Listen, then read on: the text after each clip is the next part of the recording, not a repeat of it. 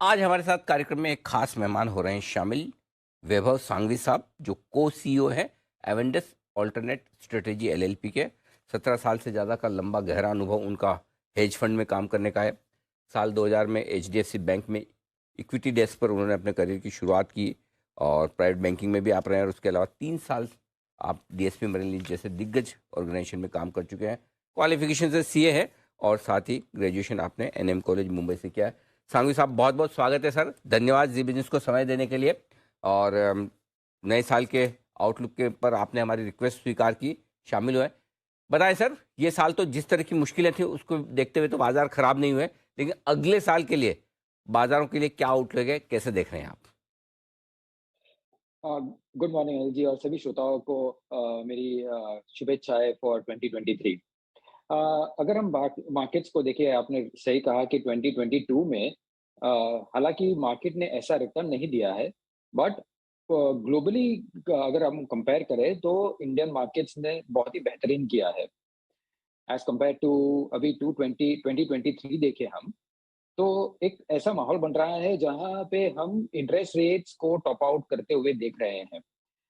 शायद वो एक क्वार्टर में हो या 4 या 5 महीने में हो, बट हमें लगता है कि we are nearing towards the peak of the interest rates.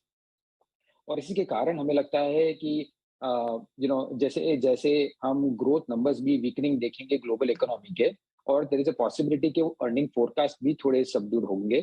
तो हमें लगता है कि थोड़ा मार्केट कंसोलिडेशन के दौर में रहेगा, और उसी के बाद एक कंसोलिडेशन के बाद फिर वो कैचअप करेगा ऑन दी अपसाइड। हमें ये भी लगता है कि यहाँ से बड़ी क्रैश होने की संभावना अभी नहीं है। वन उसका एक मुख्य कारण ये है कि इमर्जिंग मार्केट्स में ग्रोथ आउटलुक बेटर है as compare to develop markets. China और रीओपन हो रहा है, और पैसा ऐसी अनुमान है कि पैसा emerging market as a basket में आएगा।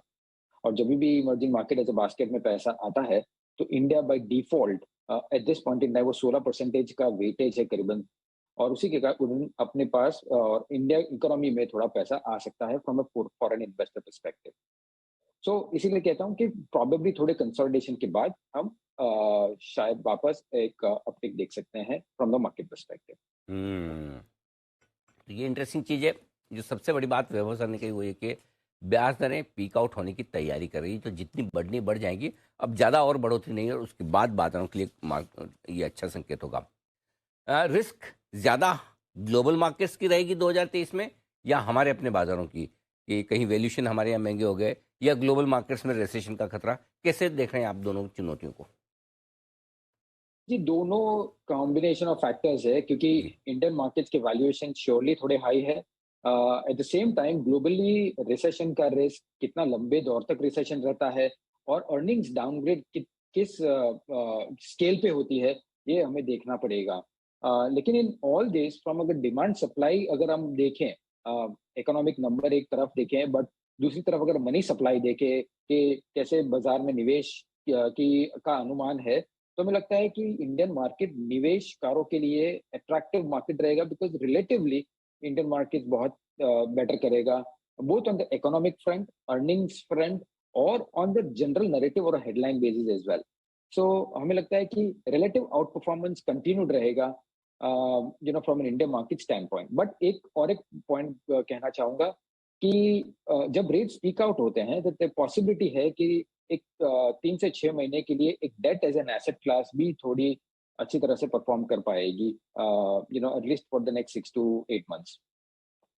तो अगले 6-8 महीने के लिए डेट मार्केट में निवेश करना भी आपके लिए फायदेमंद हो सकता है। ये इंटरेस्टिंग चीज़ बताइए।